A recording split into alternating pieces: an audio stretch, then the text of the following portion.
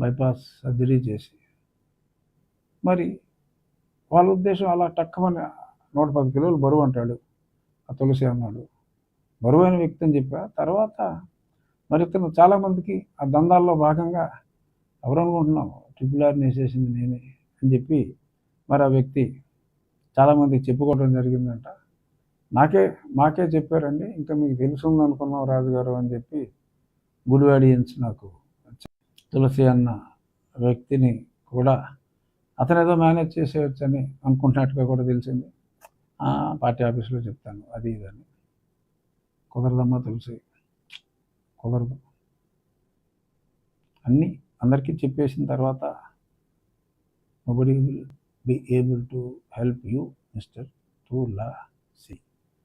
So అతను personal స్టాఫ్ని తీసుకొచ్చి రెగ్యులర్ స్టాఫ్ని అయితే మళ్ళీ ఎప్పటికప్పుడు తెలిసిపోతుందని చెప్పి పర్సనల్ స్టాఫ్ ఇదిగో ఇలా ఈ కలెక్షన్ ఏజెంట్ని, అతని ఇంట్లో పనిచేసే వాళ్ళని, అతని ఓన్ పీపుల్ని తెచ్చుకున్నాడు సునీల్ కుమార్. అక్కడ సునీల్ కుమార్ ఉన్నాడు, విక్టరీ చేసింది సునీల్ కుమార్. సరే ఇవన్నీ విచారణలో ఎలాగో తెలుస్తాయి. నేను గతంలో చెప్పిన దాన్ని రిపీట్ చేస్తున్నా అంతే.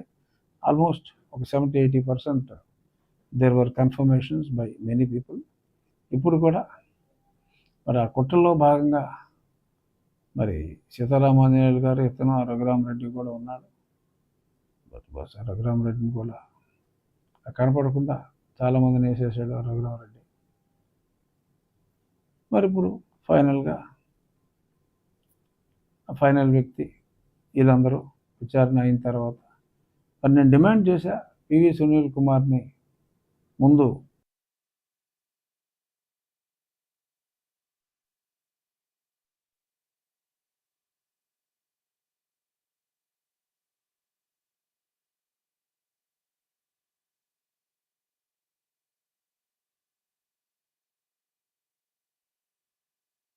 బయటికి వెళ్లకుండా అడ్డుకట్ట వేయాలని.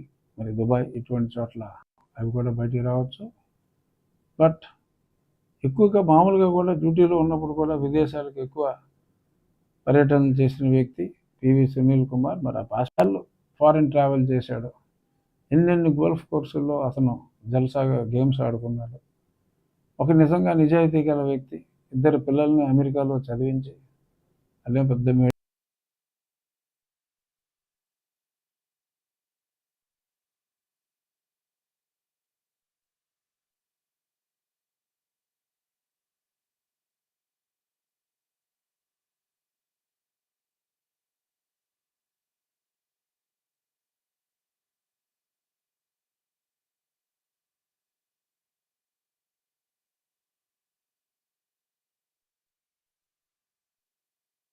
స్టూడెంట్లు అంటే ఏం కాదు, అమెరికాలో చదివించి ఈయన ఉల్లాసంగా ఉత్సాహంగా అక్కడ గోల్ఫ్ ఆడటానికి ఇన్నిసార్లు వెళ్ళాడు అంటేనే మరి అతను ఎంత సంపాదించాడు, ఈ తులసి లాంటి వాళ్ళని అడ్డం పెట్టుకుని, ఇంకెవరెవరిని అడ్డం పెట్టుకుని ఎంత సంపాదించాడు అనేది కూడా ఇవాళ కాకపోతే రేపు, రేపు కాకపోతే ఎల్లుండు ఇవన్నీ కూడా వస్తాయి.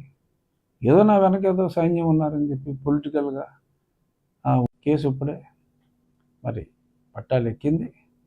చూద్దాం మరి ఏమవుతుందంటే ఖచ్చితంగా న్యాయం జరుగుతుంది. ఎన్ని రోజుల్లో అవుతుందో.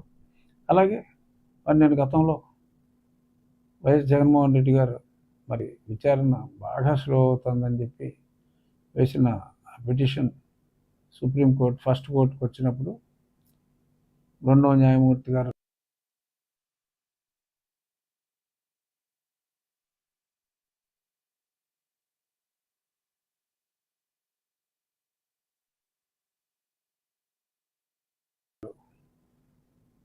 ఆంధ్రప్రదేశ్కి చెందినవారు కాబట్టి వైదొలిగితే, ఉమ్మడి ఆంధ్రప్రదేశ్కి చెందినవారుగా వైదొలిగితే అది 2 వారాలు వాయిదా వేసి వేరే బెంచ్కి వేయటం జరిగింది. రేపు కోర్ట్ నెంబర్ ఐ థింక్ 8 అనుకుంటా, 7 or 8 జస్టిస్ అభయ్ ఓకా గారి బెంచ్ అప్పుడు ప్రారంభించిన కేసు కాబట్టి కొత్తగా నేను ఎవరి మీద ఎటువంటి కేసులు నేను వేయను. బట్ ఇది అప్పటి కేసు కాబట్టి ఆ కేసు వేసిన వ్యక్తిగా అంతవరకు మరి ఫాలో అప్ అనేది నా సైడ్